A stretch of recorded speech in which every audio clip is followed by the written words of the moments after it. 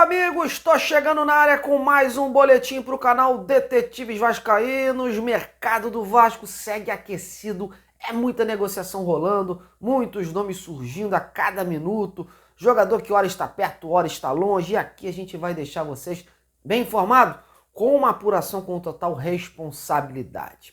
Vamos destacar as novas contratações do Vasco para essa janela, que começaram a ser oficializadas no dia de hoje, falar da busca por novas peças e trazer a palavra do representante do meia colombiano, o Jorge Carrascal, que vai abrir o jogo aqui sobre a possibilidade do atleta ainda jogar no futebol brasileiro nesta temporada. E também vou trazer empresários e outros jogadores que estão na mira do Vasco para falar aí um pouco das tratativas em andamento. Portanto, fique ligadinho até o final e vem comigo nessa! Bom, galera, e o dia de hoje do Vasco foi marcado por chegadas, anúncios e muita correria em busca de novos alvos para o decorrer da temporada. Pela manhã desembarcou no Rio o atacante paraguaio Sebastião Ferreira, vindo do Houston, da Liga MLS. Nesse ano ele não marcou nenhum gol por lá, mas conta com a confiança do técnico Ramon Dias, que o comandou no Libertad do Paraguai em sua passagem por lá. O Ramon indicou o jogador ao clube e crê que ele possa ser útil em dar mais opções ofensivas ao Vasco. Ele fez exames médicos, acertou os últimos detalhes e o Vasco corre quanto tempo para poder registrar o jogador para que ganhe condições de repente para o jogo de sábado diante do Corinthians. Mas se o Sebastião está em vias de ser anunciado, outros já foram oficializados. O primeiro, o meia Paulinho Paula, que no Vasco prefere ser chamado apenas de Paulinho. Jogador de 26 anos foi comprado junto ao Al-Shabaab por cerca de 1.200.000 euros, O seu contrato com o Vasco vai até final de 2025. Lembrando que o Paulinho foi revelado pelo Fluminense, E da base, saiu cedo de lá para o exterior. Fez praticamente a sua carreira toda lá fora, jogando inicialmente pela equipe B do Sporting de Portugal e depois por 3 temporadas no Boa Vista, lá de Portugal também, antes de se transferir para o futebol árabe. Ano passado, quando esteve emprestado ao Al-Fayha, ele viveu sua melhor temporada, com 6 gols marcados. O jogador está confiante de que pode realizar aí um bom trabalho. Apesar da negociação não ter sido uma escolha do Ramon Dias, meus amigos, o treinador tem o conhecimento total do jogador, pois seu último trabalho foi justamente na Arábia, pelo Al Hilal, e por isso ele pode tirar algum proveito. Sinceramente, eu não conheço o atleta. E por isso prefiro esperar ele jogar para fazer aí uma crítica, opinar da melhor forma possível e de forma consciente. O segundo nome do dia foi o meia e volante Praxedes, de 21 anos, que estava no Red Bull Bragantino. Jogador que já trabalhou com o Brax e o Abel no Internacional e tem total apoio da dupla. Não vinha sendo muito aproveitado na equipe paulista, E ele espera agarrar no Vasco essa chance. O seu contrato por empréstimo vai até o final desse ano. E por fim, em vias de ser anunciado aí, o lateral esquerdo Jefferson, contratado junto ao Atlético Goianiense. Esse com menos pedigree, com menos expressão, Mas os jogadores já estão treinando e sendo registrados à medida do possível no bid da CBF.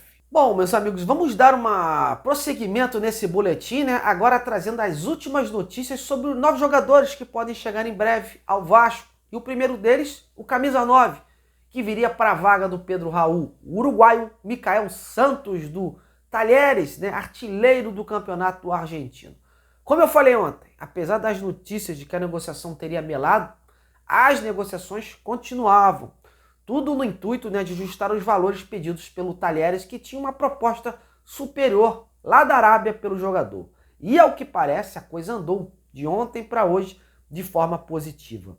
Está nas mãos do Vasco a contratação do atacante. Isso ficou muito claro hoje. Quem esteve nas minhas redes sociais hoje à tarde viu que eu trouxe a palavra do presidente do Talheres, o Andrés Fassi, sobre essa situação. Eu questionei o dirigente, o porquê dele não ter aceitado logo uma venda para o time da Arábia, se a proposta deles era bem superior à apresentada pelo Vasco.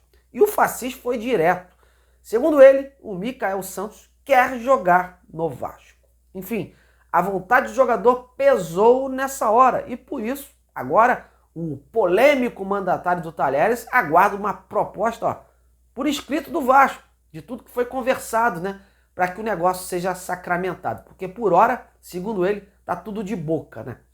E eu, para complementar essa história, consegui, depois de dias e dias tentando, finalmente ter uma posição do staff do atleta. Eu consegui ter a resposta de um dos empresários do jogador, né? O Joaquim Uriarte, o que me respondeu hoje à tarde. Eu perguntei, né, se com base nos avanços das negociações entre o Vasco e o Talheres, que foram aí informadas pelo presidente do Andrés Fassis, o que ele, como representante, poderia esclarecer, né, para a gente sobre essa possibilidade do Michael Santos jogar no Brasil, especialmente no Vasco. Ele fez meio que um jogo de palavras e deixou assim as coisas no ar. Abre aspas, meus amigos.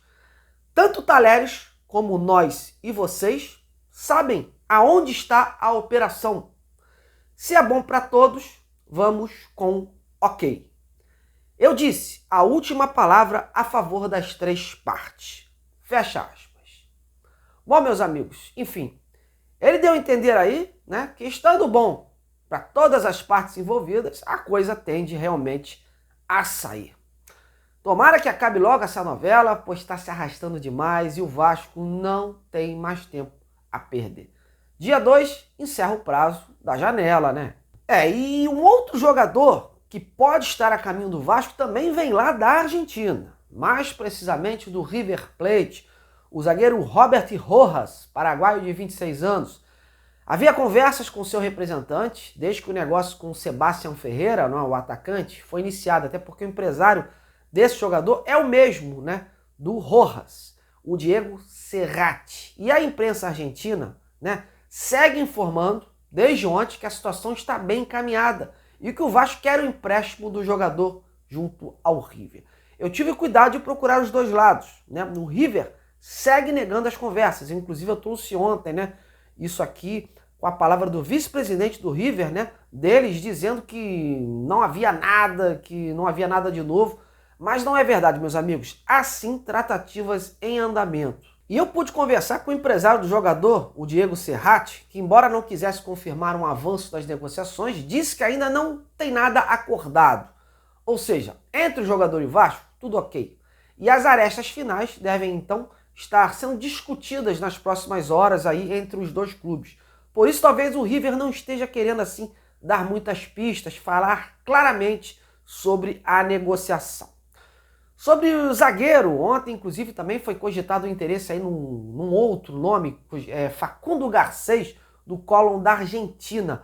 Hoje inclusive eu falei rapidamente com o vice-presidente do clube, né, o senhor José Alonso, que me disse que não recebeu absolutamente nenhuma oferta do Vasco pelo jogador. Eu tinha ficado de trazer essa posição do Colón, então estou trazendo agora e hoje para vocês. E para concluir, meus amigos, o Vasco quer fechar a janela trazendo o 10, aquele cérebro da equipe. Talvez a posição que o Brax tenha mirado mais alto, né? Se falou aí no Lanzini, no Vieto, no Guanca e tantos outros. E o mais recente é o colombiano Jorge Carrascal, do CSKA da Rússia. Mas esse, meus amigos, a situação infelizmente está muito complicada, viu?